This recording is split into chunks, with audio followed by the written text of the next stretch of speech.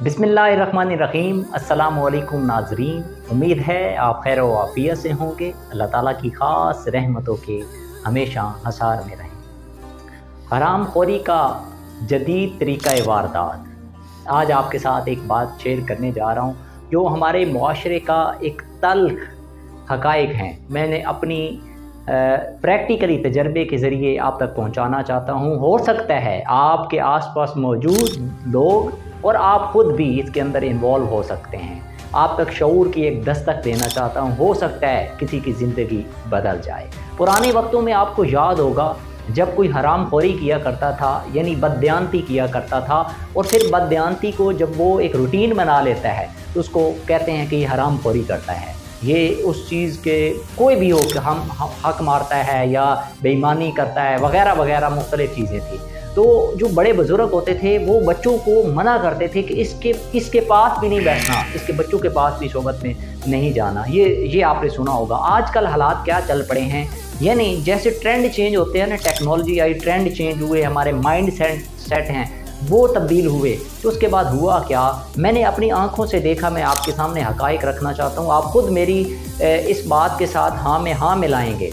अब आपने रूटीन में देखा होगा कोई भी सिपाही भी है, अगर पुलिस वाला जब उसने वर्दी पहनी हुई होती है तो आप देखिएगा चौक चौराहों में या किसी रेहड़ी के वाले के पास आप देखिएगा चीज़ जाएगा, खाएगा और पैसे उस गरीब शख्स को नहीं देगा।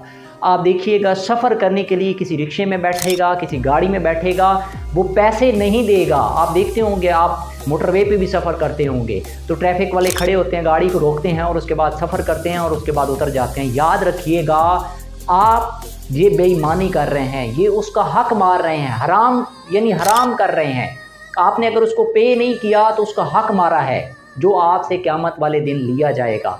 ये सिर्फ इस वजह से होता है। अब आप इसको किसी जगह भी अप्लाई कर लें, जिसने जो यूनिफॉर्म पहना हुआ है, जिसने जो ओहदा मनसब मकाम हासिल किया हुआ है, वो अपने लेवल पे बैठ के अगर इस तरह का कोई भी काम करता है जिसकी वजह से उसको वो ओहदा, जिसकी वजह वो ओहदा और मकाम मनसब और वो यूनिफॉर्म या वगैरह वगैरह, वो कोई भी सिचुएशन है, तो याद रखिएगा वो आप हक मार रहे हैं अगले का और आप नाइंसाफ़ी कर रहे हैं, आप हराम खोरी कर रहे हैं। आप उसको जितना मर्ज़ी अपने तरीके से, हमारे पास बहुत से होते हैं, हम बाउंड्री क्रॉस करके तो फिर हम उस पर अपने बहुत सी चीज़ें राहें निकालने की कोशिश करते हैं। तो मैं आपको बहुत वाज़ेह ये बात बताना चाहता हूँ कि अगर ऐसा कोई भी आप काम खुद करते हैं, आपके माँ बाप में, आपके बहन भाइयों में, आपके फैमिली मेम्बर्स में कोई भी ऐसी हरामखोरी करता है तो याद रखिएगा उसको रोक दें, उसको वहीं रोक लें, उसको बताएं, उसको गाइड करें कि ये जो तुम्हारा छोटा सा अमल है। मैंने आम रूटीन में देखा, मतलब चलते फिरते रोज़ मैं देखता हूँ कि किसी ने किसी को रोका, उसके साथ सफ़र किया। कई दफ़ा मैं सफ़र करता हूँ तो सफ़र में जनाब उसने जब उतरा, उसने पैसे मांगे तो उस बेचारे के साथ कई दफ़ा मैंने थप्पड़ मारते हुए लोगों को देखा। तुम्हें पता नहीं है मैं कौन हूँ?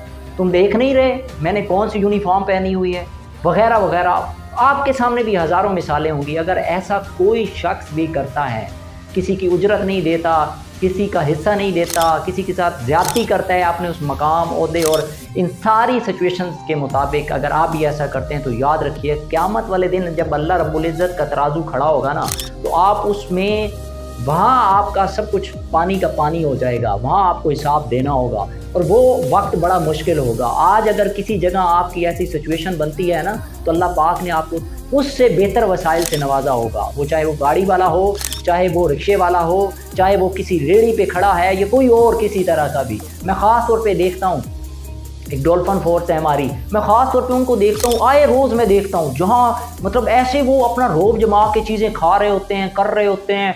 मैं हैरान हो जाता हूँ इन चीज़ों पे। तो खुदारा मेरी गुजारिश है, जो लोग मुझे सुनते हैं और जो लोग आगे जिनकी फैमिली मेम्बर्स हैं, उनको ये बात बताएं, उनको ये अवेयर करें कि ये जो आप काम करते हैं आए रोज़ किसी का। और मैंने ये भी देखा है, चखने की खातिर हम रेहड़ी वाले के पास जाते हैं और 1, 2, 4 खजूरें उठा ली या कोई भी, तो हमने उसको चख, उससे पूछा भी नहीं। याद रखिए कि जो भी ऐसा अमल करते हैं पूछे बिना। मुझे क्या वाक़या याद आ गया, मैं अब वाक़या बहुत डिटेल में हो जाएगा लेकिन वाक़या यहाँ कोट करना चाहता हूँ कि इब्न सीना का एक वाक़या है कि वो, हाँ, अब मैं आपको इस्लाम दीन की हकीकत बताने लगा हूँ। जब आप इंसाफ और रसूल पे बात करते हैं इब्ने सीना का वाक़या है कि उसने कुआं खोदा और उस कुएं का एक पंखा था जो हवा के साथ चलता था, तो उसका पानी बाहर आता था डोल। अब जो साथ वाले हैं ना, उनका वो जैसे गंदम सफाई करनी होती है तो धूप, उन्होंने एक चादर लगा दी ऊपर एक सामने वाली साइड पे, तो धूप और हवा जो है ना वो अगले घर में आना कम हो गई।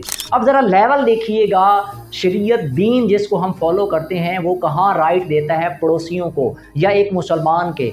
वो उसने चादर लगा दी, इसका पंखा चलना बंद हो गया, अब इसको रोशनी भी नहीं आ रही थी, हवा भी नहीं आ रही थी। इसने जाके वक्त का जो काजी था वहाँ जाके उसने कंप्लेन दर्ज की। कंप्लेन दर्ज करने के बाद पहले तो काजी हैरान हो गया, ये छोटा सा बच्चा ऐसी कैसे बात कर सकता है। और फिर उन्होंने दलील पेश की, दलील पेश करके फिर काजी ने बाकायदा उस पर मुकदमा चलाया और वो जो उन्होंने वहाँ पे लगाया हुआ था टेंट या वो एक तरह से चादर, वो उतरवाई और उसके बाद उसके घर हवा और धूप जाने लगी। लेवल देखिए। अब आप अपने मुआशरे का ज़रा हालात का जायज़ा लें और अपने अपने गिरबानों में हम झांकते हैं, मैं आप हम सब अपने अपने गिरबानों में झांक के देखते हैं कि हम कहाँ पे किसका हक मार रहे हैं। खुदारा अगर ऐसा कर रहे हैं तो क़यामत वाले दिन आपके लिए बहुत बड़ा अज़ाब बन जाएगा, आपके गले पड़ जाएंगी ये चीज़ें। इसलिए इन चीज़ों से जितनी ज़्यादा एहतियात हो सकती है उतनी ज़्यादा एहतियात करें, क्योंकि क़यामत के दिन जो हकूक़ुल्लाह हैं वो तो अल्लाह रब्बुल इज़्ज़त की बारगाह बड़ा रहीम है, बड़ा करीम है, उसकी रहमत की क्या ही बात है, वो माफ़ करने वाला है। लेकिन जो इंसानों के साथ ज़्यादती की होगी ना, वो आपके गले पड़ जाएगी और वो आपको, आपकी नेकियां भी वहाँ पूरी नहीं आएंगी, आपको वो भी लुटाना पड़ेंगी। तो आज अगर पैसों की सूरत में या किसी भी सिचुएशन में आपको पूरा करना पड़ता है तो वो राइट पूरा कर लें, ताकि क़यामत वाले दिन की उस सिचुएशन से आप बच जाएँ। अपना और अपना चाहने वालों का